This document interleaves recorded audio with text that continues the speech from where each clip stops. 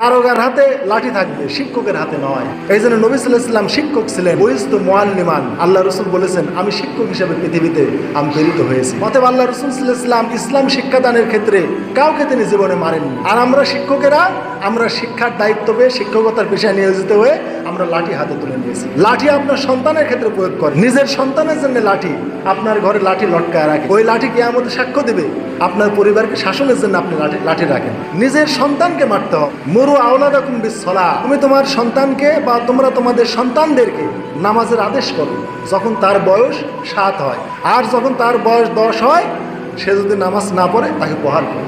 এটা নিজের সন্তানের ক্ষেত্রে। অপরের সন্তানকে মারার কোনো বিধান ইসলামে নাই। এই জন্য যারা শিক্ষক আছেন, আমি আমারটাই বলি, আমার আজ 5 বছর শিক্ষকতার বয়স, আমি 1 সেকেন্ডের জন্য আমি ছাত্রের গায়ে হাত দিইনি।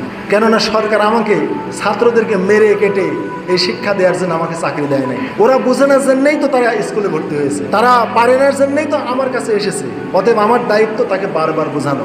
এক ক্লাসে 50 জন ছাত্র থাকলে একবার বললেই সবাই বুঝবে না। আল্লাহ সকলের ব্রেন একরকম দেয় না। একটা জিনিস কেউ একবারেই বুঝে, কাকু 2 বার বোঝাতে হয়। অতএব আমরা যারা ধর্মীয় শিক্ষক তাদের উচিত আমাদের সচেতন হওয়া। অপরের সন্তানকে মারলে গুনাহ হবে, এটা একটা মহা আমানত। আল্লাহ তাআলা বলেছেন ফাযাক্কির ইন্নামা আনতা মুযাক্কির লাস্তা আলাইহিম বিমুসাইতির।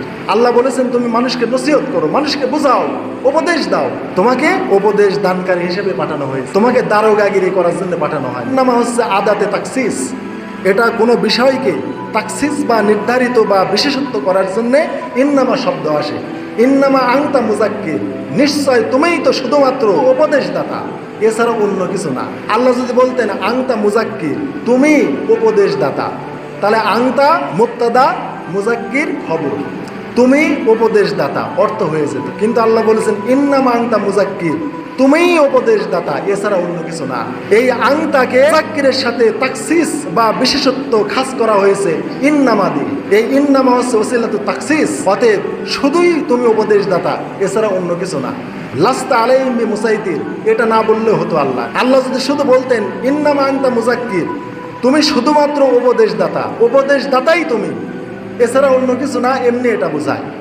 অতএব যদি আল্লাহ বলতেন আনতা মুযাক্কির, তুমি উপদেশদাতা, তাহলে উপদেশদাতার বাহিরে দারোগাগিরি বা মানুষকে পিটানো, তারপরে মানুষকে হয়রানি করা, এরকম বোঝানোর সম্ভাবনা থাকতো। কিন্তু আল্লাহ বলেছেন ইন্নামা আনতা মুযাক্কির, তুমি উপদেশদাতাই, অন্য কিছু হওয়ার সম্ভাবনা নাই। তারপরে আল্লাহ বলেছেন লাস্তা আলাইহিম বিমুসাইতির, তোমাকে দারোগাগিরি করার জন্য পাঠানো হয় নাই, তুমি দারোগাগিরি করবে না। এখানে আল্লাহ তাআলা এখানে আবার তাকসিস করেছেন লাস্তা আলাইহিম বিমুসাইতির। এখানে আল্লাহ তাআলা আলাইহিমকে আবার তাকদিম করেছেন।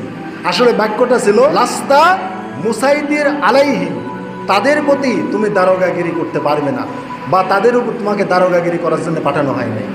কিন্তু এখানে আল্লাহ তাআলা ওই তাদেরকে আল্লাহ আগে এনেছেন লাস্তা আলাইহিম বিমুসাইতির, তাদের উপর দারোগাগিরি করার জন্য তোমাকে পাঠানো হয় নাই। সাংঘাতিক আয়াত। এই আয়াতটা রাসূল বুঝেছেন জন্যই তো জীবন ইসলাম শিক্ষার জন্য কাউকে